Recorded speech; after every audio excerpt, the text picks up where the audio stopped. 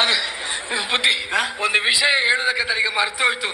ನನಗೆ ಅದನ್ನು ಹಿಡಿದಿರ ಆಗುದಿಲ್ಲ. ಏನಾಗ್ತದೆ? ಅದು ನನ್ನ ಕುಟುಂಬಕ್ಕೆ ಒಂದು ದೈವದ ಆವೇಶ ಮೈ ಮೇಲೆ ಬರುದು.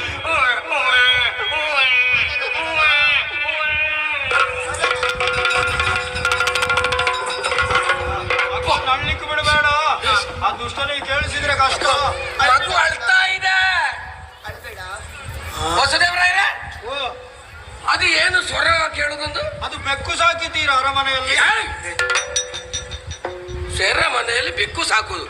ಬೆಕ್ಕಿನ ಸ್ವರ ಮಗುವಿನ ಸ್ವರ ನನಗೆ ಗೊತ್ತಾಗುದಿಲ್ವಾ? ನಿಮ್ಮ ಮನೆಯಿಂದ ಬೆಕ್ಕೆಲ್ಲಾದ್ರೂ ತಪ್ಪಿಸಿ ಇಲ್ಲಿಗೆ ಬಂದಿದ ಹಾಗೆ? ನಮ್ಮ ಮನೆಯ ಬೆಕ್ಕಲ್ಲ, ಇದು ಒಳಗಿರುವ ಬೆಕ್ಕು.